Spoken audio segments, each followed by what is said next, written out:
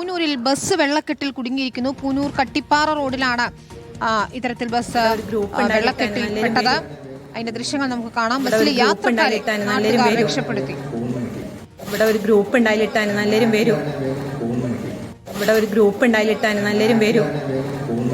ശരി, വിവാഹ സംഘം സഞ്ചരിച്ച ബസ്സാണ് വെള്ളക്കെട്ടിൽ കുടുങ്ങിയതെന്നാണ് നമുക്ക് മനസ്സിലാക്കാൻ സാധിക്കുന്നത്. ശരത് SS ആണ് ചേരുന്നത്. ശരത്ത്, എത്രത്തോളം ആളുകൾ ഉണ്ടായിരുന്നു ബസ്സിൽ? ആർക്കും അപകടമൊന്നും സംഭവിച്ചിട്ടില്ല. ദൃശ്യങ്ങൾ ഞെട്ടിക്കുന്നതാണ്. വെള്ളക്കെട്ടുണ്ടായിട്ടും ബസ് മുന്നോട്ടെടുക്കുകയായിരുന്നോ?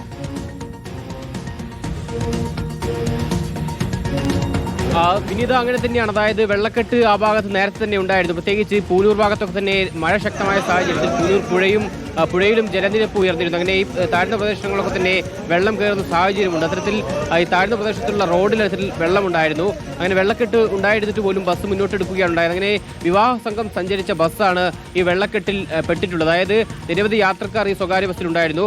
വിവാഹ സംഘം അവരുടെ വിവാഹ ആവശ്യത്തിന് വേണ്ടി സ്വകാര്യ ബസ്സിനെ വിളിക്കുകയാണ് ഉണ്ടായത്. അങ്ങനെ യാത്ര ചെയ്യുന്ന ഘട്ടത്തിലാണ് ഇത്തരത്തിൽ ബസ് വെള്ളക്കെട്ടിൽ പെട്ടുപോകുന്ന സാഹചര്യം ഉണ്ടായത്. പിന്നീട് സമീപത്തുള്ള നാട്ടുകാരെത്തി ഇവരെ എന്തായാലും രക്ഷപ്പെടുത്തിയിട്ടുണ്ട്. നിലവിൽ ഇപ്പോൾ ബസ്സിനകത്ത് ആളുകളില്ല. പിന്നീട് നരുക്കുനിയിൽ നിന്ന് ഫയർഫോഴ്സ് എത്തി ഈ ബസ് ഇപ്പോൾ കയറുപയോഗിച്ച് കെട്ടിവെച്ചിരിക്കുകയാണ്. ഈ ഭാഗത്ത് വലിയ രീതിയിൽ വെള്ളക്കെട്ട് രൂപപ്പെട്ടിട്ടുണ്ട്.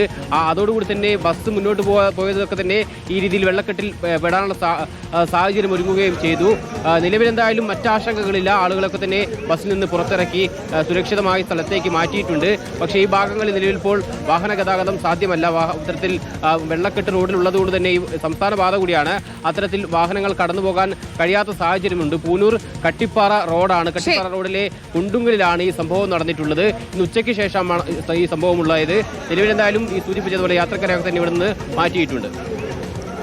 ശരി, നമ്മൾ ആ ദൃശ്യങ്ങൾ കണ്ടു. ബസ്സിലുള്ള യാത്രക്കാരെ ഏതായാലും പൂർണ്ണമായും മാറ്റിയിട്ടുണ്ട്. വിവാഹ സംഘം സഞ്ചരിച്ച ബസ്സാണ് വെള്ളക്കെട്ടിൽ കുടുങ്ങിയത്. പലരെയും ചുമന്നു കൊണ്ടുപോകുന്നത് കാണാം. പലരും വെള്ളത്തിൽ നീന്തി അങ്ങോട്ടേക്ക് എത്തുന്നതും